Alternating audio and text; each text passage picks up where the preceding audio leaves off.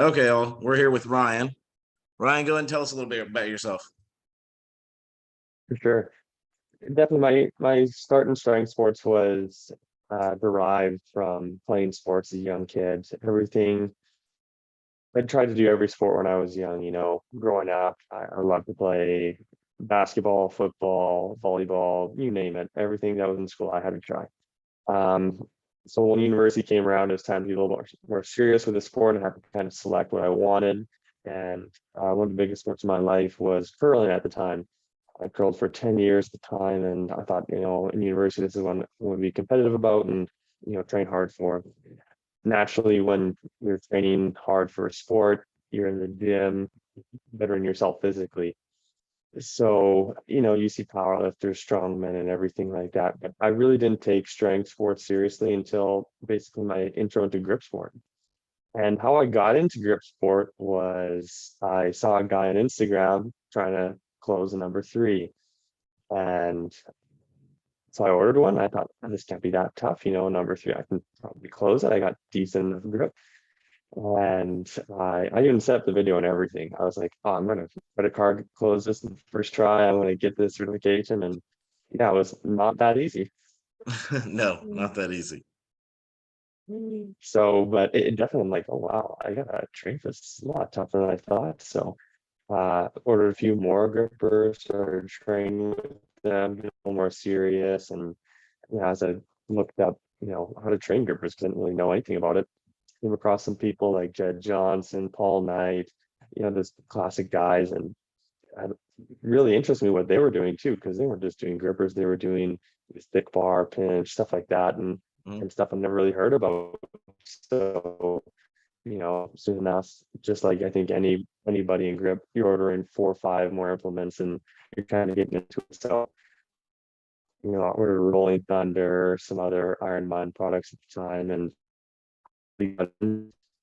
and just kind of started training loosely, wasn't too serious about it until um really the fall of 2021, when it was almost King Kong time. And luckily my local gym hosts a King Kong venue, so I saw their advertisement. I saw, wow, a group competition in my community, that's awesome. So I had to try it out. I was a little nerve-wracking at first because I didn't know how I was going to fare up, and especially because it was held at a strongman gym at Metal Fitness, and a strongman powerlifting gym. So when I walked in, I was tiny. I was not the biggest guy in the room, and it was a little intimidating at first. But as soon as I hit the platform, and as soon as I, was trying my first lift, I heard encouragement from from everyone. It was just, and it was really community at that point. Like I didn't even need to do much. It was just, wow, I was just embraced by everyone there. So it was amazing. And it's really the people that made me come back. Finish the competition, and I didn't do great. I did okay and stuff like that. But it didn't matter. I was hooked at that point, and I knew I had to compete more and really start training seriously. So that was my introduction to strength sports. And as you watch more strength sports, you want to do more of it. So I'm maybe going to try to transition into powerlifting now, and it's addictive. It's quite addictive stuff. Yeah, absolutely. So is that the how many grip contests have you done now? The date, I've only done 4. I've done Okay. King Kong past year, King Kong 2021. We had our Canadian Nationals in early 2022, and again, my community, which was amazing. And just a local one at a local gym with 15 people or something like that. So not a few, not a lot. Fifteen is Done actually pretty online good with size for a grip contest. Yeah. yeah, it's interesting because our turnouts for King Kong are usually in like the mid high 20s. That's We get a lot of people pretty out. awesome. So oh yeah, it's great to see. Um, and then another competition I've done online, which was with Nick Sanders. It was the skill of hands competition, and that was a great one too. That was just fun to do by myself. Oh yeah, absolutely. Nick's awesome. Oh yeah, he's a great guy. Runs a great competition. So what motivates you to compete in grip sport, man? I think what motivates me to compete in grip sport is to better myself. It's after being in team sports for so long, it's such a team building thing, and making a transition to an individual sport. It's yourself who pushes you. It's yourself who sees the results. So when you compete, it's basically showing off the hard work you've done in the past training period. So I kind of compete to better myself and show that I put in all this hard work to achieve a result that resulted in a better me. And it's hard when you don't get the numbers you want to, but you can kind of learn from it. You can learn, okay, what do I need to do differently? What happened at this competition that I didn't succeed this? And you still learn. So a lot about learning and trying to be your best self in my eyes. Also, it's just a lot of fun. The community is great. The people there are amazing. It's such a great atmosphere, and it keeps you want to come back. It wouldn't be as much fun if everyone was quiet and didn't really talk to you and you were just by yourself. But everyone is great, and it's a great time. Yeah, I found that the same in grip sport is everybody's more willing to help each other and encourage each other than in any other competition that I've ever done, honestly.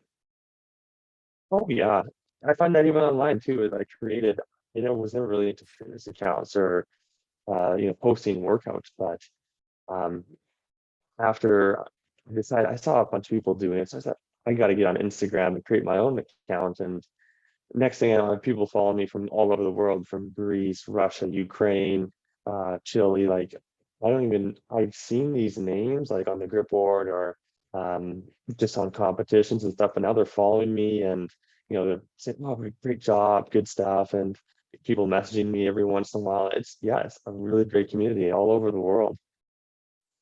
Oh yeah, absolutely. The Instagram grip community is pretty dang fantastic, as well as the grip board. I agree. Oh So yeah, it's amazing. yeah. So what's your greatest athletic achievement so far? My greatest athletic achievement, I would like to say, probably placing second at my local King Kong venue. There was We had a few guys who weren't able to show up. Big guys like Tom Bryson, he wasn't able to show up, and another guy named Mike Schimmel. He's new on the scene, but a lot of respect to those guys. They're really strong. But we had the likes of Brad Provic, um, Scott Piersack, and James Jeffers. And James is one of the top grip athletes in Canada. And he wasn't having it was a lot of people that day. There was about 28 people, and we had a lot of challenges with the flask and the um, grab ball. A lot of people were using up to full 60 seconds and grabbing implement lots, and there's a lot of new people, so they didn't really know how much chalk to use. So there was too much or just none at times. So they really touched the implement and really got slippery, and everyone had to adjust. It was no longer okay, we're going for personal best. It's we got to get a lift in kind of deal. So people were really struggling, and I like to say I made a really good adjustment to that, because yeah, those became really greasy, and no one got the numbers they wanted that day. So for me to come out second, beating out James Jeffers was just huge. And again, all respect to him because he's a great athlete, but it wasn't his day, and he really struggled on adjusting to the different field implements. Um, and I won my weight class that day too, which was probably my biggest accomplishment right now in sport. Man, that's awesome. Yeah, good job on that. The flask can be very tricky with regard to its texture. Yeah, I 100% agree on that. Yeah, and like I said, it's hard with young or new people in the sport because they don't really understand how much that chalk base and how much it all contributes to the lift. So when guys think, "Oh, I need chalk," and just lather it on, and then touch everything so much, and then or you have the opposite. You have people with just barely any and think, "Oh, this is pretty good," and they just basically take it off. It's a little frustrating, but it's also a learning moment where we can be like, okay, this isn't great. It's not helping you. It's not helping us. In the future, we're thinking about even running kind of like a pro and amateur section too, because we do have a lot of people who come out. So why not break it up? Because the days are long for us. Our King Kong sometimes runs for 7, 8 hours. And that's a long day. So we are hoping to break it up and maybe have like 4 hour days instead and be able to go through a lot quicker. Well, yeah, that can be a very long contest. Yeah, we usually have probably like 15 people and it takes about 4 or 5 hours. Oh, maybe Yeah, 4 hours. and that's a lot easier on your body, and you don't need the constant energy and constant food intake. It's yeah, I was just trying to consume, and like the last lift, it was like the little Bitcoin, and it's one of my favorite lifts. I was just I think trying to it's get to my five game. lifts this year for Kong, I Oh, believe. is this? Yeah, I think it's five. So yeah, it's even going to take a little bit more. So yeah, it's yeah, everyone's popping like 5 hour energies at the end of the day just to get through it. So so far, what's been your greatest blunder or injury? It's ironic you bring that up because I'm actually in Cambodia right now. I've been living here for the past 3.5 months. And the one thing I knew Cambodia was hot, but you don't really appreciate how hot one of these Southeastern Asian countries is until you live here. And it's, you know, well, right now it's like 35 degrees. It's supposed to get to like 38 degrees today. That's like every day. And I come from a cold northern climate. So it was minus 15 when I got on the plane, and you get off and it's plus 33. And everything's different. The food's all different. It's not no longer Western food. It's a lot of rice, smaller portions, different food that you're not really used to eating. So you don't want to eat a ton at the beginning. And water. The water intake was not nearly enough for me. I was drinking maybe 2.5 liters. And anyway, so I go to the gym, and the gym's outside, partially outside. And I day again, where it's 35 degrees. It's in the inside of the gym, it's even hotter with all the people, and there's no AC in the gym that I went to. So it's really, really hot.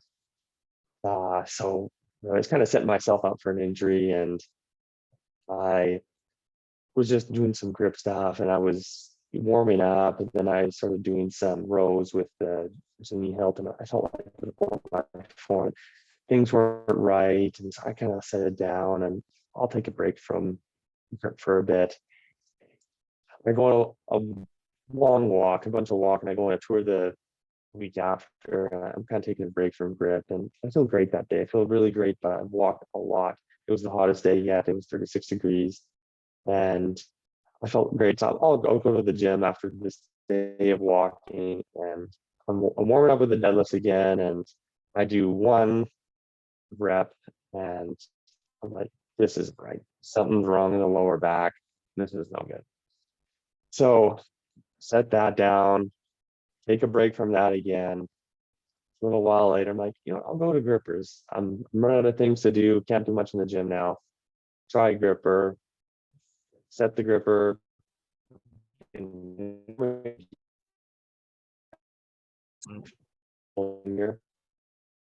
so I'm Oh, you like, I cut gotta out take a there break for a from this. And then second. I posted it on my Instagram. Hold on, you cut out for a second there. So you go back to where you said you set the gripper. Set the gripper, just warming it up, close it, and immediately I felt something pull my ring finger. Things weren't right. Set that one down too. I'm like, I'm doing way too much. So I go to Instagram, I kind of post. I try to record most of my workouts now just to review them, Yep. see how I'm doing, and post them if I so choose. So I posted the ones where things went wrong, and I said, things went wrong. I'd take any suggestions, kind of get back on my feet. And there's that community really comes into play. I reached out, and I got tons of feedback back. Everyone, people I didn't even know, they were hitting me in my messages saying, "Hey, like, sorry to hear this. Try this out. This worked for me really well.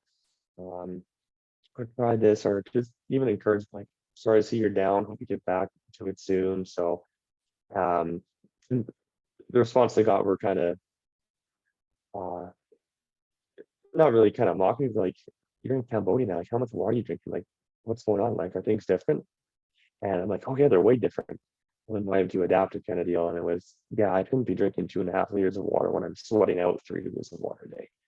So just the basics. Yeah, I got 3 injuries within a month living in Cambodia, but I like to say now that I can consume 6 liters of water a day. My diet's a little bit better, but all my injuries have pretty much, I say about 98% healed. My forearm's still a little bit tight and back at times and stretch things out or have enough water. But that was probably my biggest injury blunder. Just 3 injuries in a row is just brutal. How long have you lived in Cambodia now? About 3.5 months. I came here for an internship at the end of January, and we're just finishing up now. So I'll do some personal travel and leave back to Canada. Back in Canada. So where do you live in Canada? I live in the great province of Saskatchewan, in the capital of Regina. Okay, so yeah, that's quite a bit of a difference in temperature there.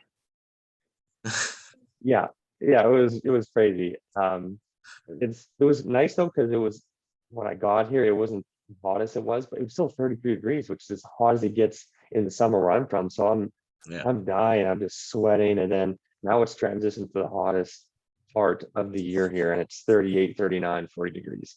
So thankfully I'm a little more used to it, but it's still very hot. So moral of the story is drink more water. Yeah, don't expect to have like a winter where it's like, if you can have 2 liters and get away with it here, yeah, I drink a ton of water now. So in your grip training, have you stumbled upon anything that's like abnormal or out of the ordinary that's helped out your performance quite a bit? I think so. I trained with Jed Johnson for a little bit as a coach before I Hmm. came to Cambodia. Unfortunately, I knew my training would be the same, so we had to part ways for the time being. And initially, when I went into the grip sport, I thought kind of train it almost like bench press, like lots of volume and uh, like changing up the rep scheme lots. I do that lots, and I found some success.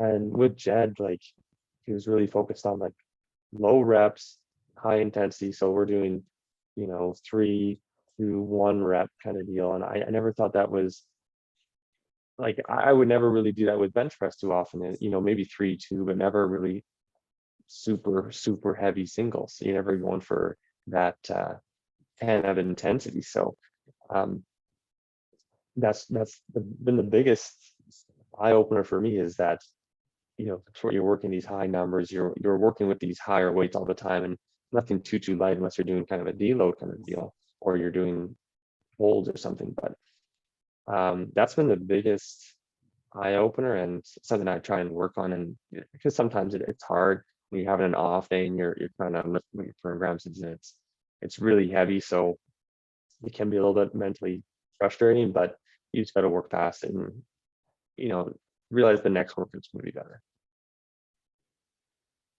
Yeah, it's interesting when you get into grip. Some people, I mean, the training methods that work for people can be wildly different. You'll see some people do tons of volume and are at it every day, and some people do really high intensity and only work out maybe once or twice a week with their grip program. It's really interesting how different people's training programs and approaches can be. And many of them still, at the top level have wildly different approaches to the grip training. Yeah, that's so true. And you see so many people doing so many different things, and it's often hard, but like I kind of working with Jed, like that was working really well for us. And so it really helped working with him and kind of working with the trainer because I didn't really know much a lot of the time. And I still think I'm a student of the sport. I'm still learning all the time from others and, even Jed and stuff. So um, it's always good to try new things. But yeah, that was working really well for me. But it's unbelievable. Yeah, you see some people working it every day and like, wow, if I work this every day, I wouldn't be able to pick up my laptop or tape even. So Yeah. it's that, yeah, it's crazy what people do.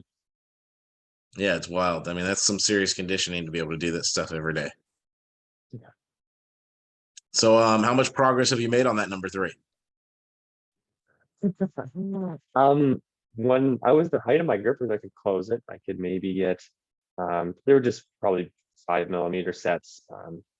maybe the best I got was like 1 10 millimeter set, and then I kind of it was cool. It was great like to finally close the number three. I did it.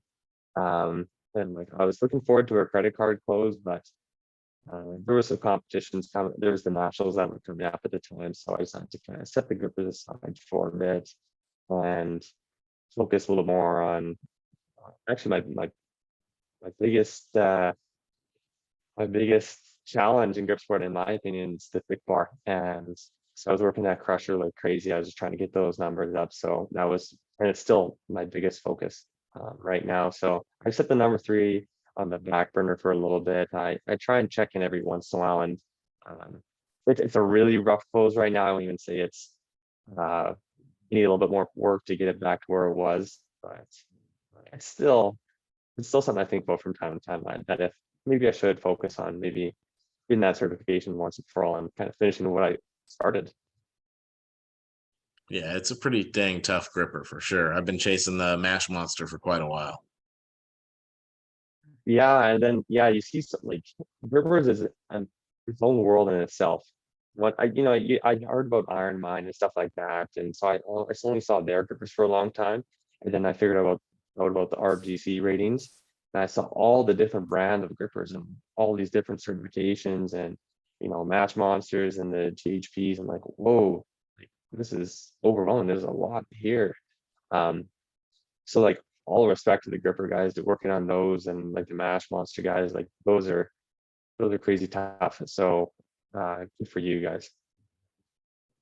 Yeah, there are some monstrous gripper closers out there. It's pretty fun to watch them. I watch Yvonne Shook quite a bit. His gripper closes. He's pretty monstrous at it. And Carl, I don't know if you saw him close the GHP 10 rated at 256. That man, that is like just absolutely mind-boggling. I mean, you follow the grip board. I'm sure you followed the closes that are out there. That is just out of this world. Yeah, I saw that and I had to reload the video and make sure it was right because I never thought I'd see something like that. It was Yeah, ridiculous. I mean, when I first time when he closed it, I figured, oh, it's probably the one of the lowest rated ones out there, maybe like a 240. He comes back as a 256 and he closes it again. I'm just nuts. So you said the fat bar is your current major athletic goal? Yeah. Kind of you hadn't said great for goals while I've been here. My goal's been kind of loosey goosey, have fun with it. And once I get back to Canada, start taking things seriously again. And it's hard because part of my internship, we go out into rural Cambodia and there is no gyms there. There's nothing there. Yeah. So you'd really have to adapt. So it kind of became, I brought three grippers with me. So I bring some grippers if I had time, if I wasn't working. Um, and then when I get back to the city, then I would go to the gym and again it was inconsistent because I knew I couldn't hold on. So my concern is have fun with groups still.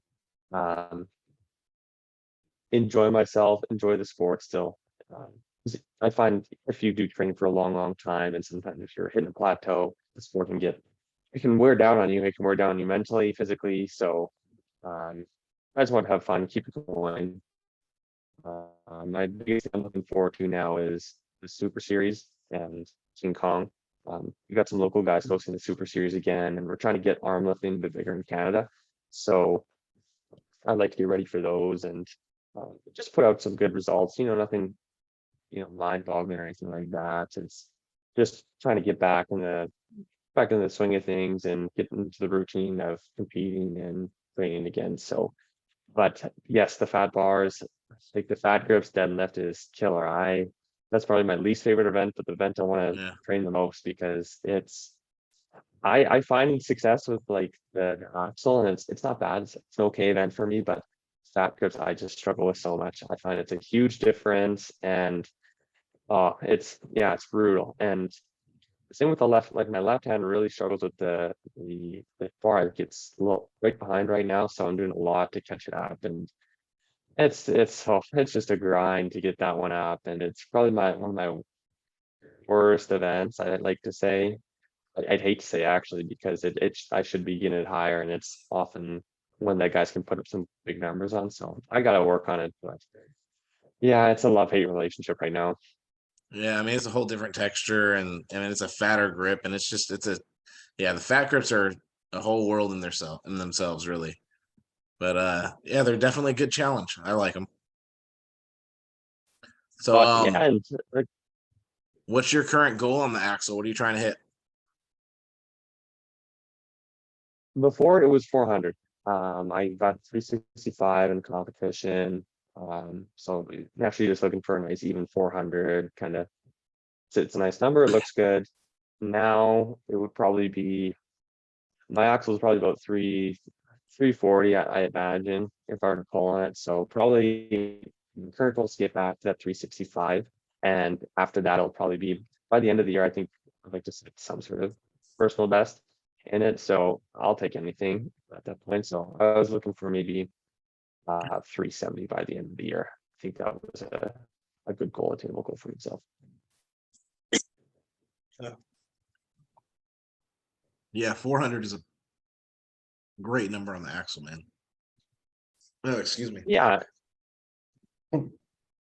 Yeah, I find once you kind of pull 400, it's kind of you get up there with a lot of better guys and stuff like that, especially for my weight class. Well, I was, and if I think about my weight class, I was 105 kilos and I was barely cutting it actually way back. And just due to the climate and my diet and everything here, I'm now close to 90 kilos. So I'm definitely in the 93 kilo class now. And for arm lifting, trying to lose that. I got 91 kilos right now, so I'm trying to lose that last kilo just to be in the 90 kilo Yeah, weight the class. 90 So kilo class, you do extremely well with numbers like that.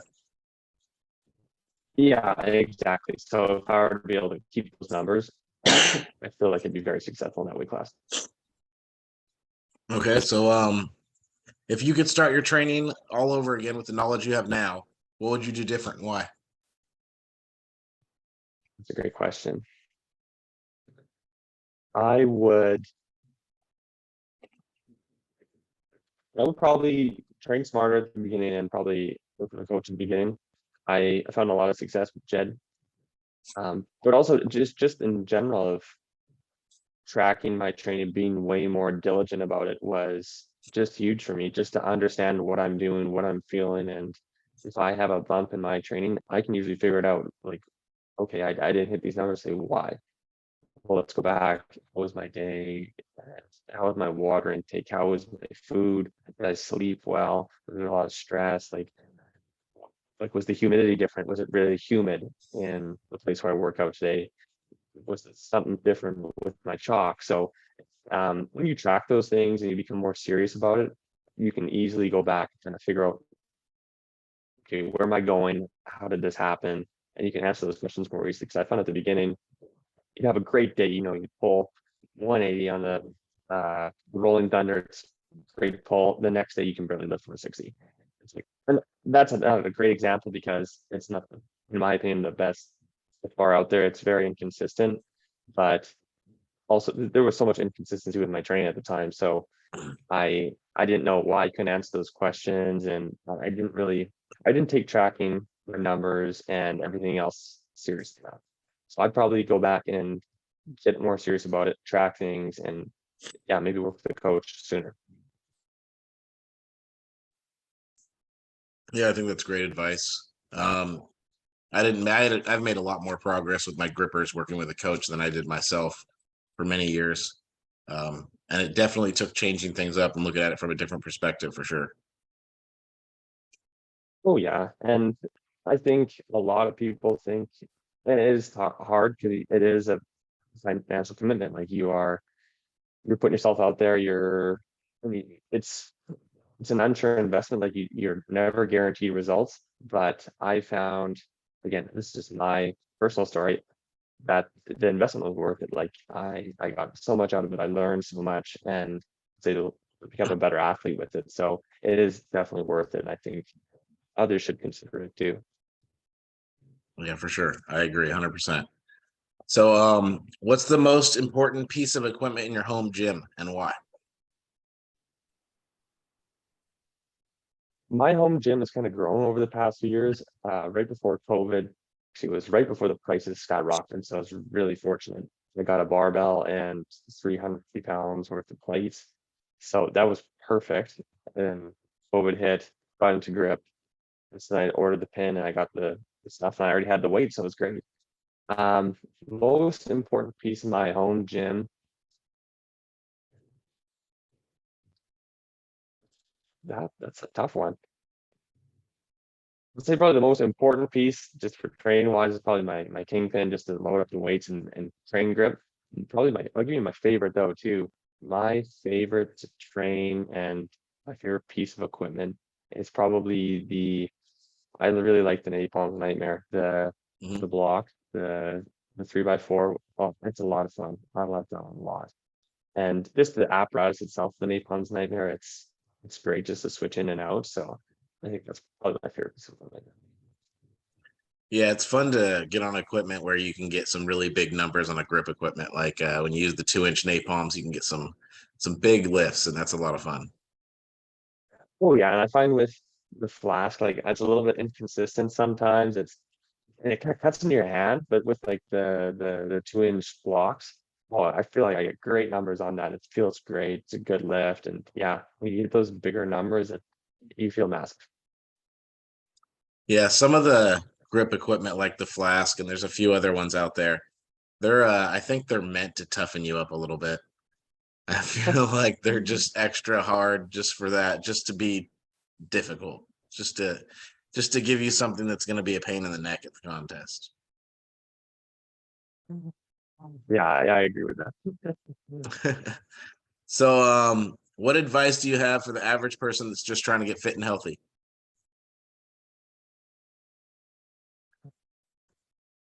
I think the best advice I could give to anyone who's trying to become fit and healthy is be kind of like my previous advice for prep is think it out, plan it out, and I don't want to say be serious, but be smart about it. Be smart about what you want to do and have purpose to what you're doing. So if you're trying to become fit and healthy and you want to change your diet or you want to change how much you exercise, don't just think I want to go into the gym for 3 hours and it's going to fix everything. Think about it, be smart about it, and have purpose with it. So if I want to go to the gym, I'm going to work out for a time that's reasonable for me, that I'm not going to overexert myself, and that it's able to come back, because at the end of the day, you want to be able to have sustainability with your diet, or your workout over time. So I see a lot of people who will go into the gym, work out for 3, 4 hours, think they're doing great, burn out, take 2 weeks off, 3 weeks off, and realize, oh shoot, I should go to the gym again. They have that hate relationship because it's been, they've go there for 3, 4 hours and just kill themselves. No, don't kill yourself. Be smart about it. Work hard, but don't do it for a time that's unsustainable. Just go there, and I think when starting out, especially, have fun with it. Go to the gym, have a little bit of fun for an hour or even less, and then come back. You want to have fun at the gym, you want to have a good relationship with it. And same with your diet. Be smart about it, have purpose. Don't think I'm gonna go on this crash diet of like, keto, just eating greens, um, you know, basically nothing else. And then at the end of that diet, crash really hard and then, load up on all those unhealthy carbs and unhealthy fats. And it's like, that's not sustainable. So think, okay, I'm gonna have a cheat meal every once in a while, but I want to have foods that I like. I want to have chicken and rice. I want to have, some sort of beef dish, and make it fun for yourself, and have purpose. I think you can get really mentally worn down by thinking about these things, and having fun and just thinking that through is the most important thing. Yeah, 100%. That's one of our big goals with the whole couch potato thing is to try to get people to have fun with working out. Yeah. And I really appreciate I like to say that I tried like to try different workouts from time to time, and there's people in my life who are always saying, oh, you should try this, and I really appreciate the different programs that I see. Like, we have something on fitness. I don't know if you guys have it in the States. It's like a 30-minute, 45-minute hit workout kind of thing. And they really they try and tailor it more to the individual. And so if you're unable to do this workout, if it's too tough for you, they'll say knock it down. You know, there's someone there to say take it easy. And it's in a group setting. I think that can be beneficial for a lot of people too. Yeah, absolutely. I think that's yeah, very important to just have a good time with everything you do with working out. Just don't take it too serious. You know, that's what's good about grip sport too, is nobody takes it super serious. I mean, obviously the top level people are going to be serious and on their game, but for the most part in training, and most of the contests I've been to, everybody's just having a great time. Exactly. And you see the list, like everyone's posting like fun combo lists or like weird different challenges to get people Yeah. involved. So it's yeah, it's just having fun with it. Yeah, there's so many of the feats as well in grip that add a lot of fun to it. What feats have you accomplished or are you working on? Oh, there was a few. Um, the feats I find are a little bit addictive and you see them and you're like, oh, I want to do it. I got to do it. Yeah. I was First time I hubbed to really close. 45, I was hooked. I have just like the regular York plates and the hub is like really shallow and like I can probably do like the regular deep hub, but oh man, I've Yeah. tried that a few times. It's tough. The ones I've really close on, I was really close on finishing the 245. So you know, there, I in fact would probably be able to do it now. I imagine. That's a And I big was trying to one. curl. Yeah, oh yeah. I was trying to curl a like a straight wrist, like the 45-pound plate up to your face, kind of like Adam Glass. Hmm. I'm Yeah. not a 25-kilo plate, definitely not yet. But I was getting close to that one. That one's probably the one I'm working hardest on right now, just because the availability of equipment I have here, and there's always plates here you can curl. So um, that one's probably the one I'm working on most. I would like to lift the inch dumbbell at some point. I think you got to No. do it. It's a big staple in grip. So to get access to one, and I'd love to purchase one and train it myself. And yeah, I think those are pretty good ones for now. I don't want to get too. I could say a few more, but I'm like, I shouldn't. I shouldn't hook myself into them more. And no, I should focus on the super series and other things I'm working for. Because yeah, you're right. You can get really hooked into them. Yeah, you get too into them and you get hooked on them for sure. Have you done any steel bending? I did a little bit. I'm trying to get into it a little bit more. When I saw Iron Man, I saw they had the red nail. So again, me being me, I can bend that. Um, no, I cannot. I cannot. So, um, so I got their little package of nails or whatever. So then, you know, I skipped up to bending the blue and then getting some 60 pennies. And the biggest bend I ever got was like a grade 5 bolt, 6-inch bolt. Um, just from the hardware store. And I'm like, oh, that's not bad. So and then I kind of set it down, grip was my focus. But I just looked a little bit more into the community. We have Ben Sport Canada and Josh from Ben Sport Canada, great guy. I see his stuff all the time. He's a great guy on Instagram. So I was like, maybe I'll give it another try. And I got some stuff from Ben Sport Canada. So I'd like to get into it a little more when I get back and be more part of the community. 'Cause that's a great community too. Yeah, absolutely. Those guys are very helpful. It was actually Josh that helped me figure out the technique that helped me actually bend my first red nail. Oh, awesome. Yeah, he was watching me try to bend some just 5/16 steel from the hardware store. Um, and I was just bending down with my elbows and wasn't doing it right. And as soon as he corrected me and just told me the right narrative, and that's what it really takes, I was able to just smash through it. It was pretty cool. That's awesome. Yeah, I'll definitely have to reach out to some of those guys after because I think I'm just brute forcing it. I think you'll watch the YouTube videos and stuff like that and try and get a good idea, but unless someone's really kind of correcting you, it's a bit of a shot in the dark, at least for me. I think I'm doing it right. Um, I'm not, I don't know. So So yeah, some of the good potato lifters have actually been benders like Clay Edgin and Derek Graybill. Yep. So have you actually gotten your hands on one of the potatoes yet? I have not. I haven't tried them yet. I'm really curious to try them out. Yeah, they're pretty brutal. So yeah, you'll see they have this little this is the whole ledge you get right here. It's just that. That's it. That much. So it's all you get. And then on this side, your thumb wraps around and it goes against this real flat part here.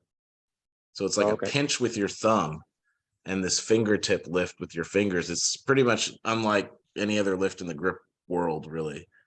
And yeah, it's a pretty brutal lift. Yeah. Yeah, I was So gonna say, I've seen people do like pull-ups in them, and I didn't know how hard it was. And yeah, a pull-up on that would be tough.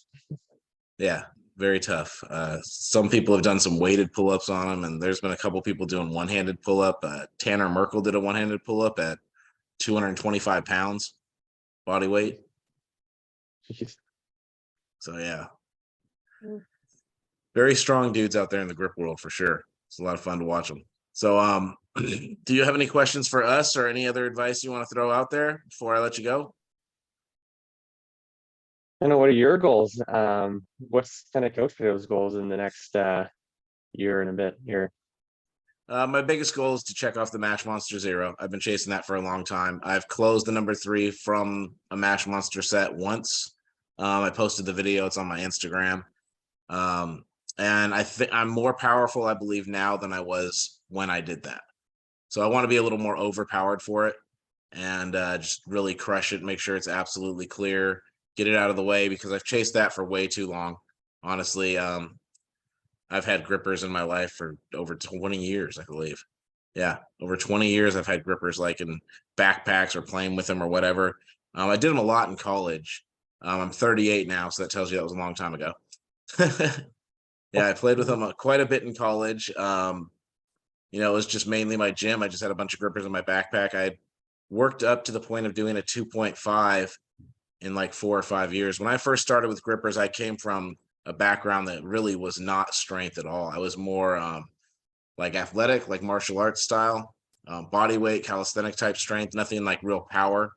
Didn't have the kind of like weight or explosiveness or power to really get behind things. My tendons were also not very strong. Just never conditioned them too much. So I don't know. I could close a trainer when I first started, and I closed a 1 pretty shortly after. I actually had bought a 1 before a trainer, so I didn't have the trainer at first. I eventually got the trainer. Um, Closed the trainer, then worked towards closing the 1, and then slowly, once I could close the 1, it wasn't too long before I closed the 1.5 and the 2. I think that only took about a year or so. But going from the 2 to the 2.5 took me like 2 or 3 years. It's a big jump, and I was also like focused on school and whatever. But yeah, going from the 2.5 to the 3, man, that's been a monstrous one. And a lot of people struggle between that gap in that area, 2.5 to the 3 for sure. Yeah, it's a tough one. The threes. Yeah, I have no What do you intention. think? What's that? Sorry, go ahead. Oh no, you were saying the 3 is what? I was just saying this, the three is tough. It's yeah, it's really kind of like the make or break. I find, usually people who start the sport or have a gripper, if you got really strong hand, like yeah, maybe you can close like a 2.5. If you're really strong, credit card close it, but I don't think there's many people out there who can just pick up a 3 and close it. Like it's kind of the make or break. Yeah, it's exceedingly rare to see anybody close it. Just pick it up and do it. I've seen very strong people that have won that are giant dudes too. I've seen some like 6'7", 300 and some pound monsters that win strength contests all the time. Strongmen that can't close a 3 and they kind of struggle with the 2.5. I've seen some very strong dudes, do that. And so the 3 is definitely specialized training. Absolutely, it takes a little bit more to get to that for sure. But once I check that off, I don't have any plans on like running up the Match Monster ladder, or I don't even plan on going for the credit card because just I have a very short hand here. Like honestly, a very short Okay. pinky, like little tiny suckers. So my hand is just not, it just doesn't really do that well in the credit card position. But I mean, honestly, the first time that I got into grippers and first time I wanted to close the 3, when I first got them, there was no Mash Monster. It was the old school way that Ironman was doing it, which was you could take it down to a parallel. So the Mash Monster really became my goal once Ironman changed it to the credit card, honestly. But yeah, once I checked that off, it's back to the other grip stuff and having a lot of fun and just doing more intuitive training and playing with a lot of different implements. I heard you guys are running a contest this summer. We're running several contests this summer. Yeah, we're doing Super Series. And we're also going to be hosting King Kong in October. And then we run the Golden Potato Championship each year, which features a Rolling Thunder contest, which has been traditional in the Northwest for over 20 years. I think it'll be the 22nd anniversary of it. It was originally ran by Todd Beecraft and Ode Haugen up here. So that's pretty cool.